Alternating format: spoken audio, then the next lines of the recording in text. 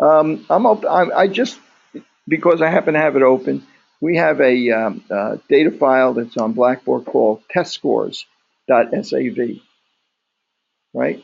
Testscores.sav is a bunch of results for a number of, I think, high school students that took some sort of qualification test, and they took two tests.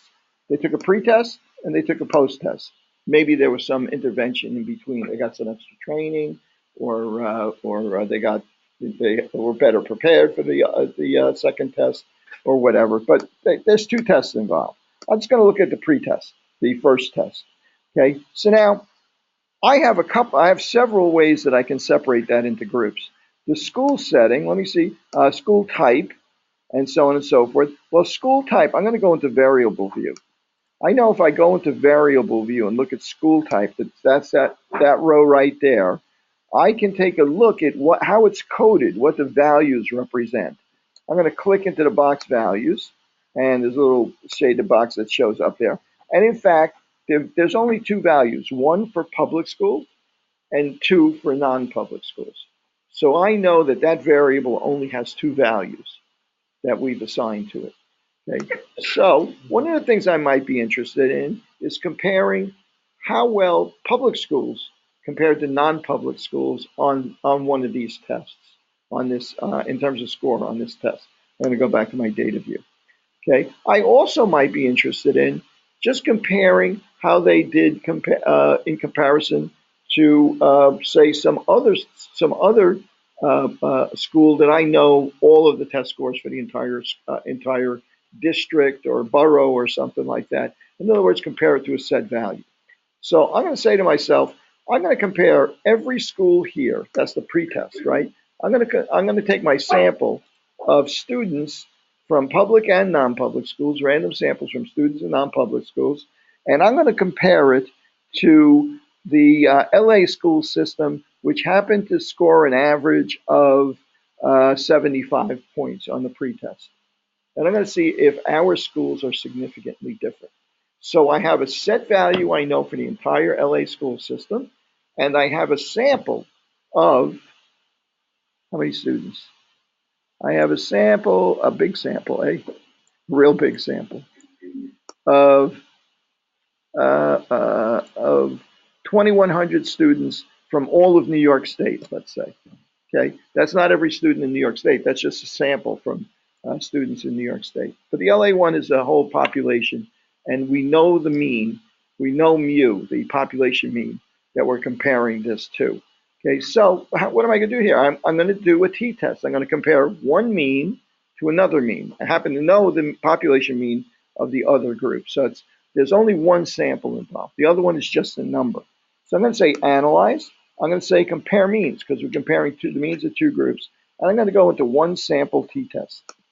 I'm going to click on that, and I'm going to move in, for the test variable, I'm going to move in pretest. Okay? And the test value I'm comparing it to is the mean of the entire Los Angeles school system, which we said was 75. And I'm going to go ahead and click OK. Okay, and what it's going to do is it's going to calculate a t-score. And we're going to go look at, when we get back to some paper on the screen here, we're going to look at how to actually do this calculation.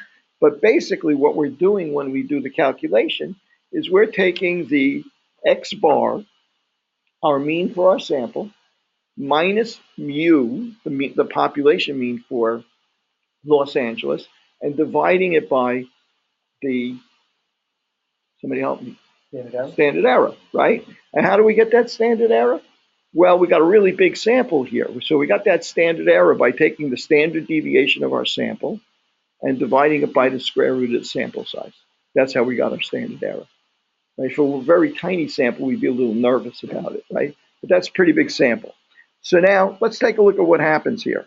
Okay, so here's my output. My output says, oh, you got 231 subjects. The average, right, and we're not going to do very good on this test, are we? Right, the average is 55. The standard deviation is 13. Well, the square root, if we divide 13 by the square root of 2133, the standard error comes out to 0.3 roughly. And our t-score is going to be, let's see, it's going to be the difference between 55 and 70, what was it? What did I say, 75? It's going to be 20 divided by 0.3, right? Which is minus 68 points. So t-score of minus 68, which is a ridiculous t-score. And of course, the probability that would be wrong if we reject the null hypothesis that our kids have the same mean as the Los Angeles kids, we would reject that null hypothesis. There's virtually no chance that we're going to be wrong in rejecting it, because this is our probability of being wrong, the p-value. SPSS calls it significant. I'm going to do it again with a more realistic number. Analyze, compare means, single sample t-test. I'm going to say 74 instead of 70. I'm going to say, excuse me, I'm going to say that they got a 53. See if it's still different. Because I just want to kind of get more realistic numbers. The 53 is what the other group, the mean of the other population was. That's the number I'm comparing our sample to, right? Remember, it's a single sample t-test. We're comparing the mean of our sample to a known population, a known mean of a population. So I'm just saying I started with 75. It turned out to be way off, right? So I'm just doing it again, saying that the population we're comparing it to is 53. Okay, this time it comes out a little bit more realistic, but still, the t-score is very high, and the probability of being wrong if we reject the null hypothesis is quite small. Why can we detect such a small difference in the means and be able to reject the null hypothesis? It seems like they're only a point apart, right? Why since they're only a point or two apart, why are we so sure that we can reject the null hypothesis, given that it's only 54 point something and 53, that those two numbers are so close? Why am I so sure? Why is the t-score so big? It's a gigantic sample size, right? When you divide it by the square root of n, it made the standard error a very small number. So the t-score, since you're dividing by the standard error to get the t-score, it becomes a big t-score. And hence, you can reject the null hypothesis. Well, what's the point of all this? The point of all this is that if I told you, if your data for your project was something where we know that in 1960 that the population had a total cholesterol, the population in the United States had a total cholesterol of 150, right? And we sampled 2,000 people this year and want to compare it to that known value. We have a tool that we can use to compare those two means, a known population mean and a mean based on our sample, right? That's a single sample t-test. So anywhere you have this kind of data, known mean compared to a sample that you've taken, a numerical sample that you've taken, you can use a single sample t-test to determine whether you can reject the null hypothesis that the two means are equal to each other. I see a lot of glazed eyes here. You make me feel very insecure. Are you guys okay? Are you guys okay with that? Does that make sense to you? Huh? Some of you, right? Well, I mean, is it that outrageous? Let's say it's something that's based on, let's say we're in 2015. When did they do the last census? 2010. They do it every 10 years. 2010 was the last census. Let's say there's something that's there, like the median number of children in a household in the United States, the mean number of children in a household. Let's say it's 3.15, right? We know that. How do we know that? Because they actually went around and counted every family and asked them how many children they have. So that's a known mean. Let's say I want to know what's the mean number of children today in 2015. Well, I could either say it didn't change much from 2010 and just assume it's the same, or I can actually go out and test it. And how would I test it? I'm not going to run a census in 2015, it costs too much money. But I might say, let's go out and sample 2,000 people, call them up on the phone, and see what the average is. So there's a situation where I have a known mean, and I'm comparing an average for sample. Yes? Probably another common situation is where it's not actually a known mean, but a hypothetical from something like perspective. regulated limit of something. So you want to test the regulated. Yeah. So it's not so much that you have a measurement of it from the whole population, but you just want to know if the population is different from the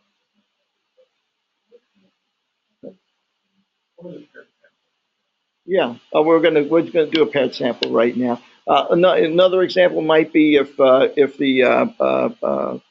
FDA says that vitamin D pills have to have so many units. You know, if it says 1,000 units, right? You want to know if you sample 1,000 pills. You sample 1,000 pills from a manufacturer, right? Your known mean is going to be 1,000. That's what your projected, your assumed value is for the average for those pills. You take a sample, not so maybe not 1,000. Take a sample of 100 pills. You find the average. Now let's say the average came out to be not 1,000 units, but it came out to be 950. Now you want to know, can you say with 95% certainty or less than 5% chance of being wrong that there's a difference between the actual number of units in that population of pills and that projected level of 1,000, right? You want to prove that there's a difference. So it isn't really a mean, it's a set value, for instance. The point is that it's a numerical variable, and you're comparing the results of the average for a sample against a set number. So you may have data like that. In fact, who knows? Maybe one of you guys works for a pharmaceutical company, and you want to find out if your company's cheating on the number of units in the pills or something like that. Or or you want to find out if Starbucks is really putting in a full shot of coffee in every latte or something like that. If you could possibly analyze for how many ounces really come out of the machine or something, right? So I mean, it's conceivable you might come up with that. Is this the most common situation? Probably not, right? But that's one. What's driving your choice of that analysis? The data drives the choice of the analysis, right? If that's the data you have, this is the analysis that you're going to do. If the data is all categorical variables, you do chi-square odds ratio relative risk. Okay, so one of the most common situations is when you're comparing two populations. Okay, for instance, you're comparing whether or not people that take a certain blood pressure medication have a higher blood pressure than people that are taking a placebo. So you have two different groups, right? You're comparing the average score, as we're about to do right now, the average score on a test for public school students versus non-public school students, right? We have samples. We have a sample. Some of them are public students, some of them are non-public school students, and we want to see if they're really different. So I'm going to give that a try right now. Let's take a look at that. So like I said, the data file was, I can't find it again. Yeah, test scores. Okay, so here's our pre-test, and I'm going to say, let's see, analyze. I'm going to say analyze. First thing I want to do is, like in your exam, like in your project, I want to get an idea of what my populations look like, right? So I'm going to, before I actually do this comparison of means, I'm going to go into Descriptive Statistics and Explore. You guys may remember that I like to use Explore because it allows me to break up the data into groups. And I'm going to look at the results of the pretest. There it is. I'm going to look at the results of the pretest. I'm going to move that into my dependence variable, and into my factored list, I'm going to move the type of school, public or private type, school type. Move that in there. So I'm going to ask it to calculate for me all the descriptive statistics, and I'm going to say okay. Okay, and sure enough, it does a calculation for me, and it tells me public schools, the average score for public schools in the pretest was 52.07, and the average score for non-public schools was 63.25. Looks like a big difference, doesn't it? Do we know right now whether that difference is due to chance? Remember, this is a sample. I might have underestimated, because my sample I have a random sample. Possible that I could underestimate the true mean for public schools or overestimate the true mean for non-public schools. Do I, at this stage, just by looking at those two means, am I able to tell whether there really is a difference between these two means. Could be we have no information about that. Without knowing the variability and evaluate the variability of results, we don't know whether these two things, these two sample means represent that would really prove for us whether the population means are different. So we need a mechanism for doing that. That's what our t-test is going to do. So I'm going to run our t-test. Now I'm going to go back and we're going to take a look at how to do it by hand later on. I'm going to do it right now. Notice we got notice that it also calculated for me the standard deviation for public schools, and that was 13, and the standard deviation for non-public schools, and that was 10. They're close. They're not exactly the same, but they're close. So, now we got a problem, right? We have two different groups. We're going to, remember our t-test in general, we usually take the mean of this group minus the mean of the, we look at the difference between the two means and divide that by the standard error. Now, how do we get the standard error? Standard deviation divided by the square root of the sample size. Problem here is now we have two standard deviations and we have two sample sizes. So things are getting a little complicated now, right? Not quite as simple as when we did the single sample t-test. There was only one standard deviation and one sample size. So there's a few things that can go on here now. One of them is that I could say, they're really close. And I don't really see a reason to assume that I don't see a real reason why the standard deviations might be different. Maybe the means would be different, but I don't think the variability would be different. I don't see a good reason for that. I might say to myself, they're equal variances. I might make that assumption. That assumption helps you out quite a bit. Why does it help you out quite a bit?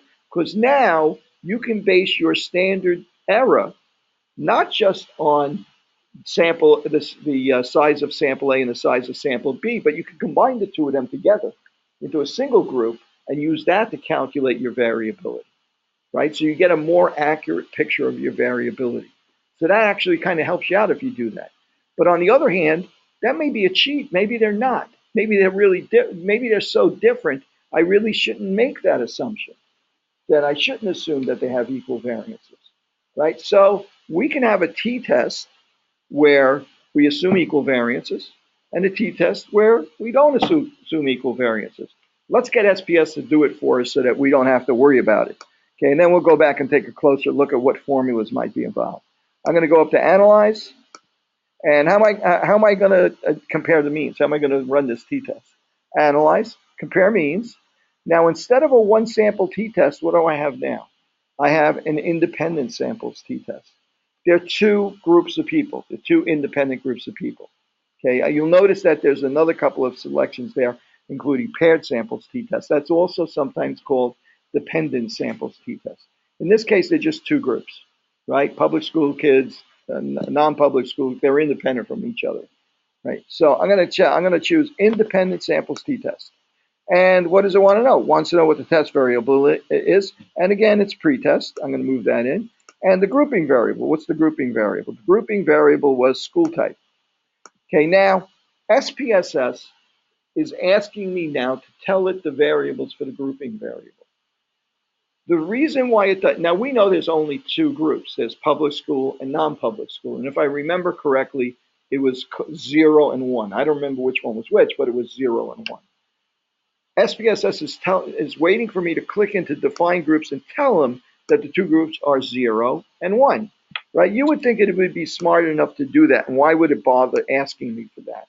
Well, what can happen is that it's possible that if I hadn't chosen public or non-public school, if I had instead said school setting has more values, has urban, rural, suburban, it has several different choices that you could have. A t-test will only compare two things at a time, two means at a time. So SPSS then would need to know which two. Do I want to compare 1 and 2, 2 and 3, 1 and 3? Which of the two groups do I want to compare? But since we only have, for this particular variable, we only have two choices, you would think that a high-end piece of software like SPSS would say, there's only two variables in there that are defined anyway. I won't bother to ask. It doesn't do that, it happens to ask. But there is a reason why it would ask normally for other situations, which of the groups do you want to compare? Remember when we're talking about if you had an average something for Brooklyn and average something for Queens, Manhattan, you have 5 averages, right? If you want to do it, you may only be interested in doing a t-test for the average in Brooklyn versus the average in the Bronx. So you would tell it, oh, the grouping variables are 1 and 3, for instance. So it doesn't seem to specify out simply you doing it by the school type, correct? Yeah, I'm doing it by school type, but a public or non-public. Because we think it was actually 1 and 2. Yeah, I think it's, if it's 1 and 2, it'll tell me that there's an error. Oh, Okay, so, but if I got it right, it'll go ahead and do the analysis. And click OK, and we'll see what happens. And I didn't get an error, so things must be okay. Okay, so now let's take a look at my results. Oh, wait a second. Yeah, there's an error. What was it? Was it 1 and 2? yeah. It's 1 and 2. All right, there you go. You got your answer. Analyze, compare means, independent symbols t-test. I'm going to click in there again to find groups, and it was 1 and 2, I guess, right? I hope it's 1 and 2.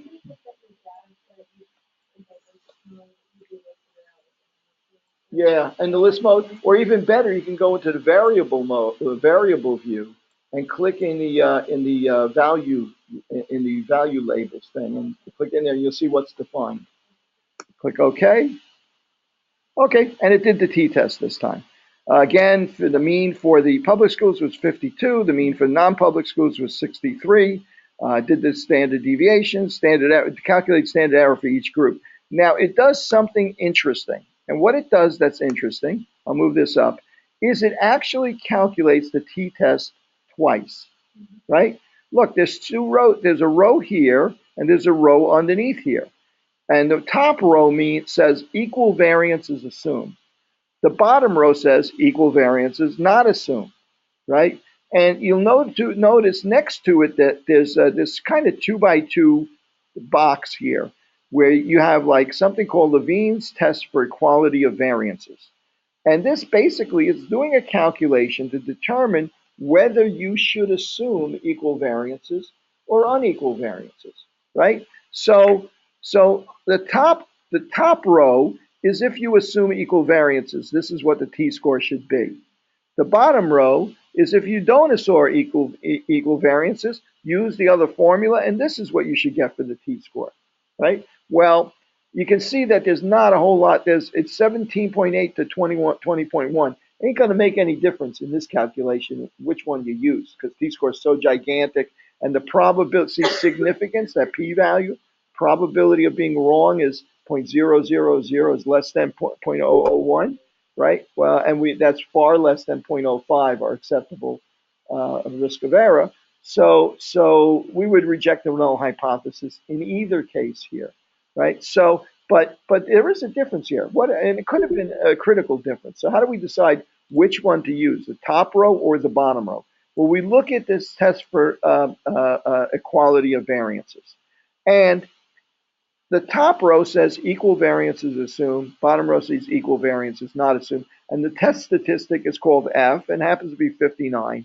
And next to it, it's got its own p-value, significance. And again, we reject the null hypothesis if that p-value or significance is less than 0.05. And it is. So we're going to reject the null hypothesis. Question is, what is the null hypothesis for equal variances assumed? Well, usually a null hypothesis implies equality, right? So if you're assuming that the variances are equal unless this gives you evidence to reject that null hypothesis, right? So this does give us evidence to reject the null hypothesis. So I can say I'm not going to use the top row equal variances assume. I'm going to reject the null hypothesis that they're equal, and I'm going to use the bottom row. And that gives me an advantage. Look how much bigger the t-score is. That's because of that p significance value 0.000. Yes. The alpha. Yeah, exactly. In that first part, in the equalities, the second significance to the right is the actual significance that we're interested in to reject or accept the null hypothesis, reject or fail to reject the null hypothesis. Right? Sure. The first significance here is only to determine whether or not you should use the top row or the bottom row.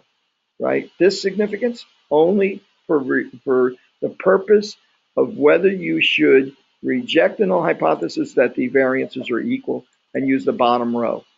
If that's above 0.05, then you would use the top row.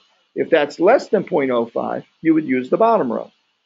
Okay? The second grouping of significance is, notice one is for the top row, one is for the bottom row. We're only concerned about the bottom row.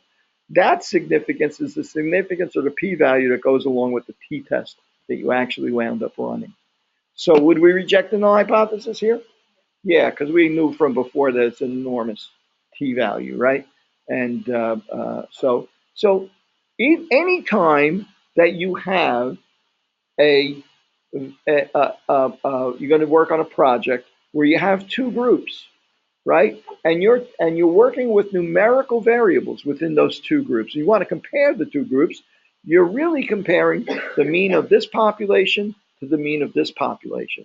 Since you're never going to know the means of the two populations, you're actually then going to test and compare the means of the samples from the two populations to each other to determine whether you can reject the null hypothesis that the two means of the two populations are different. So that sounds a little confusing, but you get the idea, right? In other words, that kind of data, this is the kind of test you would use. Anybody working with that kind of data, numerical data? Probably not too many of you because we didn't teach you this yet, right? So now that you know this, you can go back and see if you have interesting data that involves two groups, okay? Now, I'm going to tell you a dirty little secret I really shouldn't tell you now because we're going to look at this probably next week. What about remember we talked about Brooklyn? There's another group here that I could have used, which was, I'm going to do it as a matter of fact, analyze, compare means, independent samples, t-test. I'm going to move school type out of here.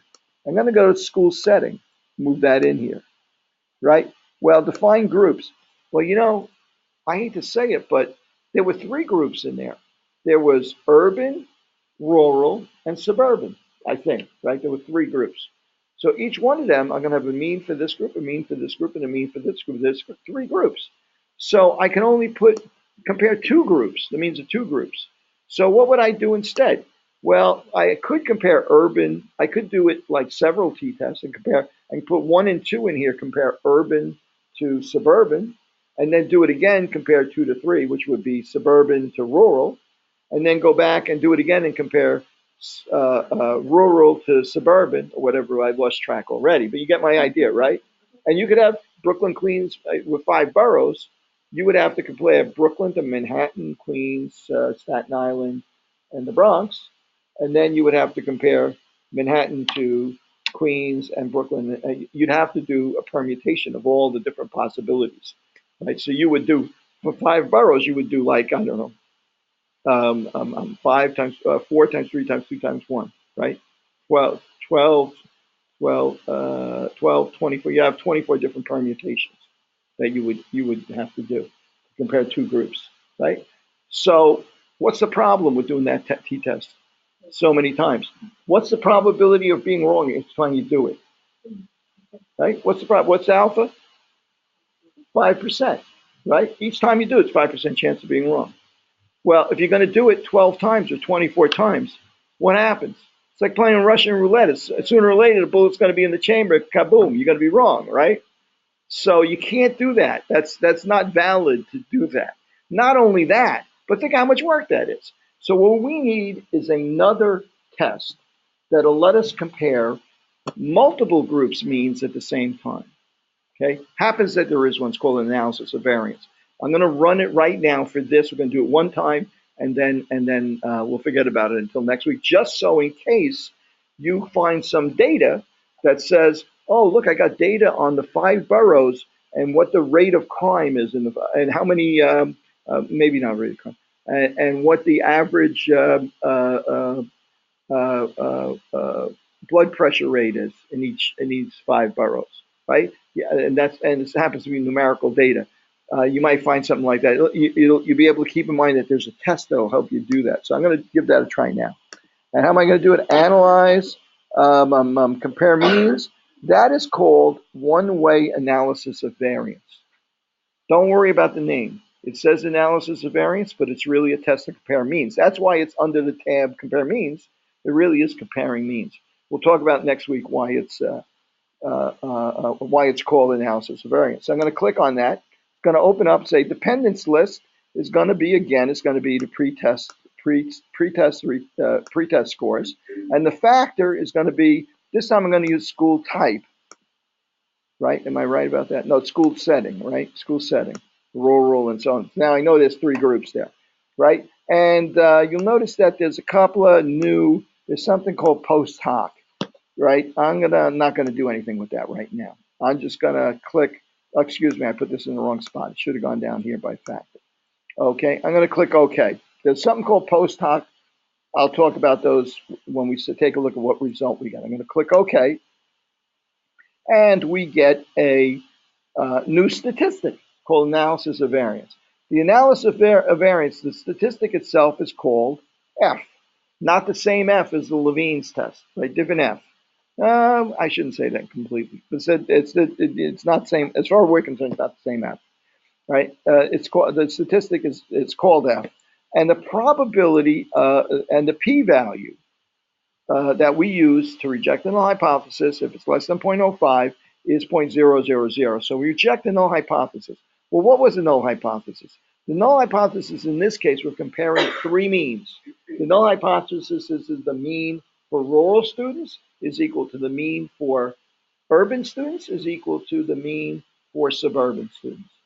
We're rejecting that hypothesis. They're not equal, just like we did with the test when we compared 2 means. So we reject that hypothesis, but now we don't know. There's something we don't know. The alternative hypothesis is that they're not all equal.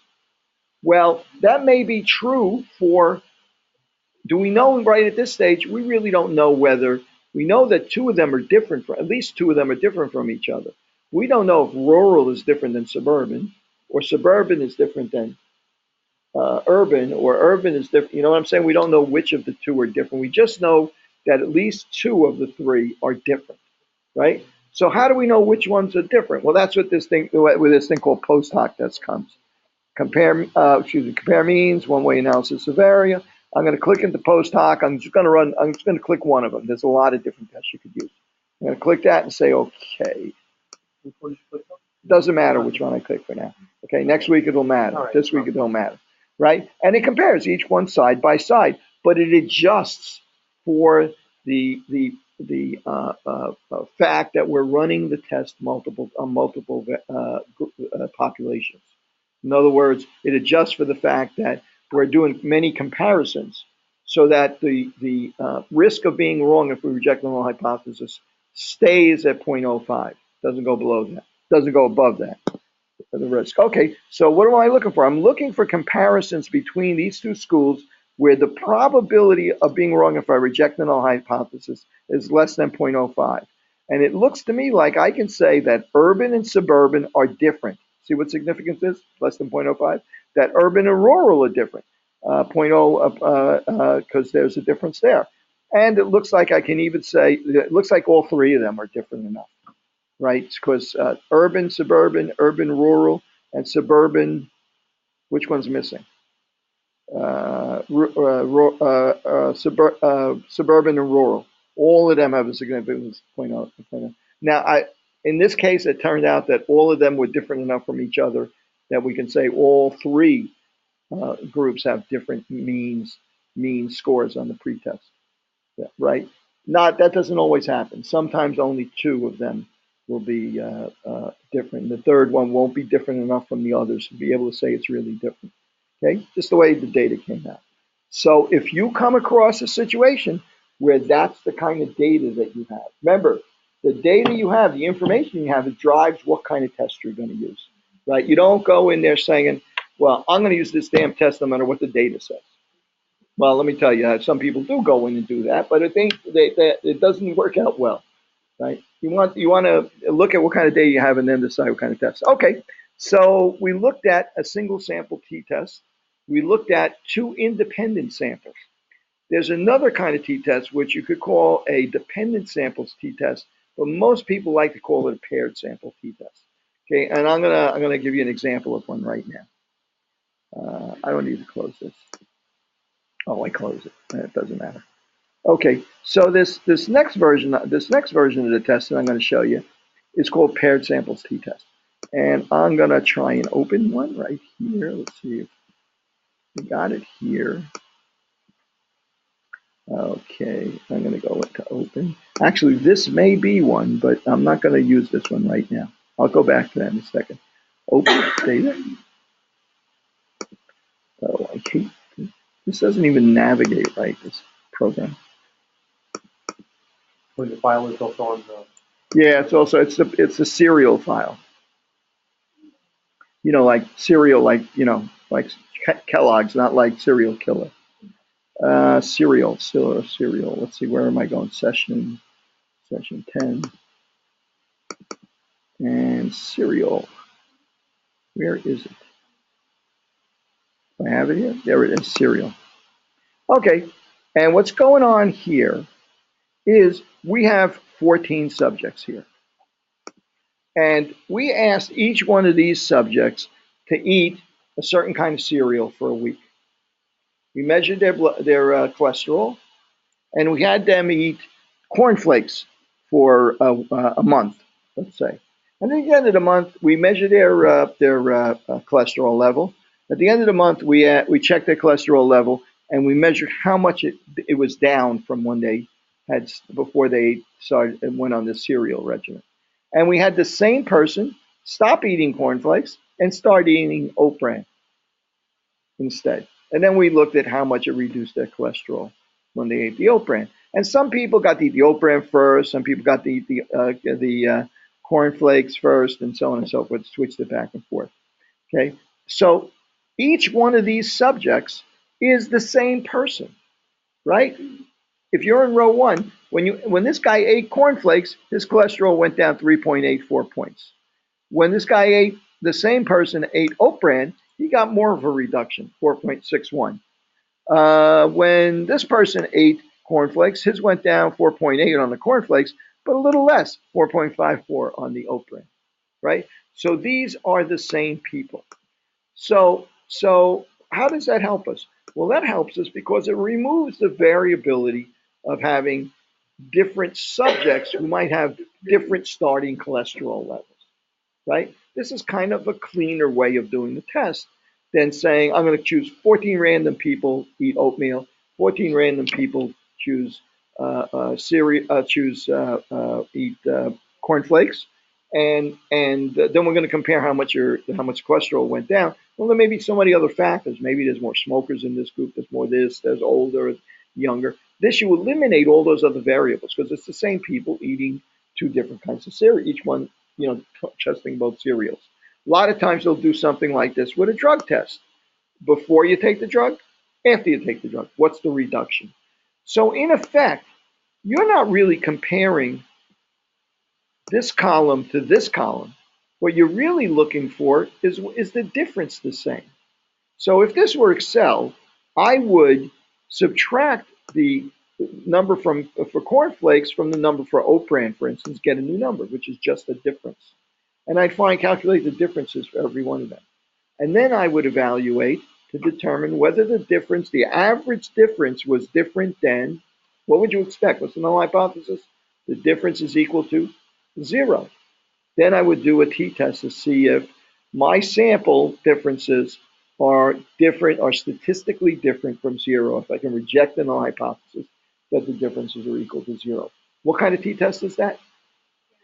It's paired sample, but after we do this thing with subtraction, what does it wind up turning into? It winds up turning into basically a single sample t-test where we're testing it against the value 0, right? Okay, so we could actually do this. We could work this out by hand. Okay, I'm going to actually do it in SPSS right now. I'm going to say analyze, compare means, and notice that one of the selections is paired sample t-test. And in order to do the paired sample t-test, it's going to ask me, you need two variables. You need to start one variable and a second variable for each individual. So I got to move cornflakes into there, and then right next to it, I got to move oat bran. See, and then once I've got them both in there, it says, okay, I can go ahead and do the analysis. Yep, we're all set to do the calculation. I'm going to click OK. I'm sorry, when you move both in. Yes, you move them both in there because you got to tell it which, which two variables that you compare, right? Okay, so you move them both in there, and here's the results for cornflakes and so on and so forth. And here we are down here. And the mean difference between the two is only 0.36. The average difference in cholesterol reduction is only about a third of a cholesterol. What is that point? Cholesterol, what is it? It's milligrams per deciliter or something like that, or whatever it is, whatever you would want to call it. It's only one unit of, right? It's only a third of a unit is the only difference between the two of them.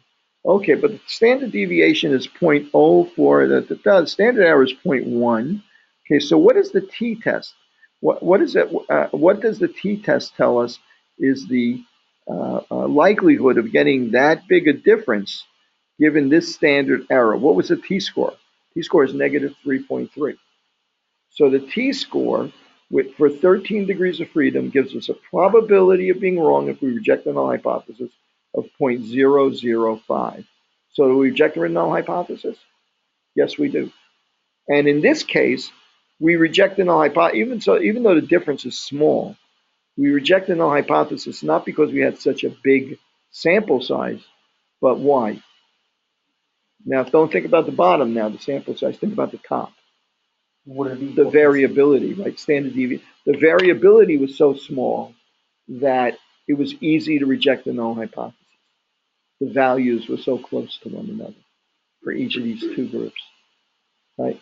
So there's two elements of standard error. Standard error is the thing that allows you to reject the null hypothesis. The difference between the two means of the values that you're comparing is divided by the standard error. And the standard error consists of the variability divided by the sample size. So small variability or large sample size make it easier for you to reject the null hypothesis. Okay, I do a lot of mold spore testing, right? And one of the reasons why mold spore testing is a waste of time is that I trust me, I try and talk people out of it all the time. I love doing it. The reason why mold spore testing is largely by any kind of a responsible health official is not really encouraged is because let's say we're in a room like this and I'm concerned that there might be mold in this room, right? So I come in here and test the air for mold. First of all, whatever number I get, I have no reference to compare it to. There's no standards for this kind of work. The other problem is that, well, but I might say to myself, I'm going to compare it to the levels outdoors. See if the levels in here are different than the level outdoors. Right? So that sounds interesting. Okay, problem with that is that if I took a mold spore count here now, right? The way they do this is they have a pump and they suck air through a little cassette. And the cassette's got a little sticky piece of glass with a sticky surface. And you suck air through it. And it catches any dust in the air. The air impacts on this surface, catches any dust. You run it at 15 liters a minute for 10 minutes. You send it to a lab. 150 liters of air goes through it. It catches all the dust in that air. Send it to a lab. A microbiologist actually pulls that thing out, and it sits there and actually counts and identifies the mold spores. Counts how many there are. Okay, great. And you get a report back. Usually they say, because the time could be variable, they convert it into mold spores per cubic meter, right? So it gets me a report back. Oh, you had 150 mold spores per cubic meter in this air, and you had so many outdoors. Well, one problem is that a lot of people that aren't, very professional would only take one sample indoor and one sample outdoor. What do you know about the variability of numbers when you only have one sample? You know nothing about how variable the results are when you have one sample, right? If I told you, the results of this test is 100, right? Well, what if you'd taken two samples? What would this other sample? You have no idea what the variability is because you got one sample. You got a number, but no idea how variable it is. How much do you know if you take two samples? Not much more, right? 3. Yeah, you're starting to get a little bit of information when you take 3, 4, or 5. When you get to 10 or 20 or 30, certainly, now you really start to understand what variability is. Turns out that the variability in these samples is enormous. I might get one level now, and I run the same test in the same spot. A half hour later, I might get an order of magnitude difference. Instead of 40, I might get 400. The variability is enormous. So even, it costs money to do these tests and get the analysis and stuff like that. So a lot of people only do 2 tests here, 2 tests over there, 2 tests outdoors. They really don't know much about the variability. And there's a good shot that you might pull 2 samples that are high inside and unusually low outside. That can happen very easily because there's so much variability. So it isn't a very good measure. Do they do it a lot? Yeah, because there's just no other, there's no other easy test that you can do for mold. That everybody, that has any kind of significant backing by any responsible organization. But people do this because they want to have some sort of assurance that, that even though I don't see mold, I don't smell it, that it's not there. But for the most part, believe it or not, if you guys that are in environmental health, New York City Department of Health has an actual document that they published. And they published it like 15 years ago.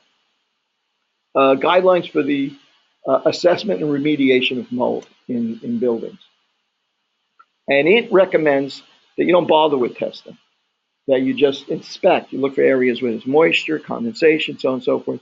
You try and, you see if you see it, smell it. In other words, it's not like The Fugitive.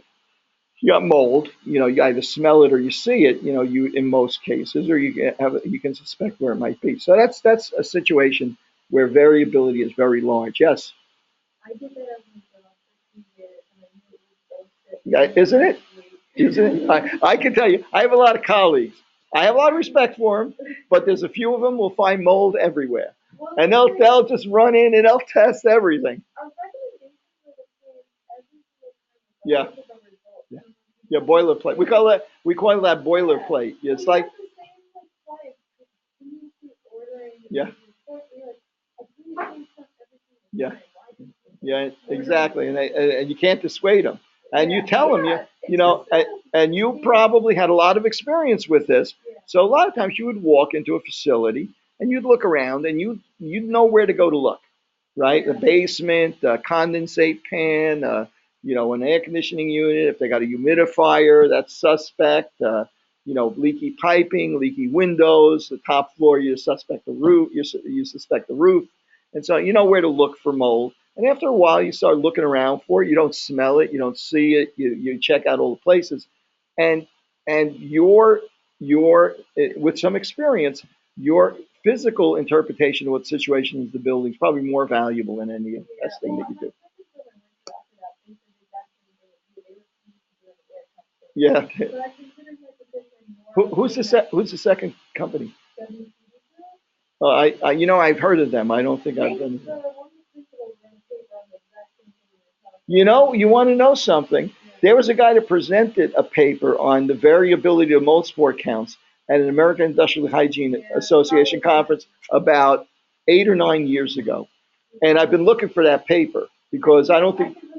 Oh, absolutely! Email it to me. I've been looking for that paper because it was one of these local chapter sessions, and I don't know if he actually published it or he was just presenting it then. Yeah, that could be. That really could be. Yeah, that sounds. That's got to be the same guy. Got to be the same. I must have seen him present. I don't know if I saw him or the statistician presenting it at this conference. But yeah, that's exactly what I mean. It's ridiculous. But I mean, that's statistics. That's why statistics is so nice. Because you know when it helps you know when a test is bullshit, when a number is bullshit or means something. Yeah. Especially between people and companies, but especially Upper East Side. Yeah. Yeah, I don't have to tell you how many times I would walk into we have an emergency, we have a mold problem in the bathroom, and there'd be a little bit of mold on the grout in the bathroom or something like that. And then I'd walk in somewhere else and the basement is just covered with it. I'm afraid to go down there. I'm afraid it's going to reach out and grab me, right? And they're not very excited about it. It says, you got a problem down here. You have to clean this up. And, well, we'll get around to it, I guess. So I can't tell you the stuff we saw during Sandy. I mean, and you want to know something? Believe it or not, I had one job, a bank branch in Lower Manhattan, that had been flooded to about 4 feet high. Right? I forget what street it was on. It had been flooded, the whole building, had like 4 sub basements. This building, all of the air conditioning equipment, electrical equipment was in the basement, right? And there was 4 feet of water above street level on that street. The entire building was flooded. It took them a month to pump the water out, right? Because once it gets in, how do you get it out? You got to pump it out. It took them a month to pump it out. I don't think they had power in the building for 3-4 months, because they had to replace all of the equipment, all of the electric, all of the generators, all of the switching equipment, the transformers, all that stuff had to be all switched out. And there was a bank branch on the first floor, and it was just covered with mold because nobody got around to doing anything for about a month or two. Covered with mold. I can't tell you. I went in there at least 4 times and did mold spore counts in the place. Right? I have no idea why. I did it before they did any cleanup. I did it after they had done a little bit of cleanup, and then after they did a little bit more cleanup. But they had kept sending me down to do mold. So I kept trying to talk them out of it. They wanted mold spore counts, and you know what it is? It's people love having some sort of evidence, some sort of trail of evidence for stuff. Some sort of reassurance. In this case, I suspect that they wanted these tests so they could get out of the lease. Because if a space in New York City, most leases, commercial leases in New York City are written in a manner that if this place becomes what do you call it, uninhabitable, that you tear the lease up. If it's uninhabitable over a certain period of time. If it's a fire, that's a very clear situation. The place is burned up, everybody moves out. With mold, it's kind of hard, is it really uninhabitable? So they wanted evidence of like that stuff, that green stuff and black stuff and yellow stuff and white stuff growing on the walls, which looked like mold, was really mold, and that it was also in the air. So I guess they had a reason for it to some degree. So at any rate, that we diverge a bit. But these numbers, but this is kind of stuff that, as you do your projects, maybe you have data on mold spore counts or something like that, and you want to demonstrate the variability of them. You want to compare what you got if you really had a lot of samples and you wanted to demonstrate what the variability looked like, and if there really was differences, if you did ambient sampling for different seasons or something like that, or pollen counts or something. You can probably find pollen counts online, right? You can probably get data, seasonal data, like daily data for pollen counts and things like that online. So there's probably all sorts of data available for that kind of stuff, for sampling stuff. Metals, the EPA, you may says there are dozens of these test stations that the city has to put up all over the city. You see them sometimes, they're in little metal cages. They're ambient air quality monitors. They're measuring particulate levels, carbon monoxide levels, to collect data for the EPA, so the city can demonstrate that that the air in the city is within the ambient air quality standard, the outdoor air quality standard that the EPA requires. And if they exceed certain levels, like, every once in a while you hear all this noise about they're not going to let cars into Manhattan south of 96th Street. They're going to put tolls on 59th Street Bridge. That's all a reaction most of the time to the EPA threatening to cut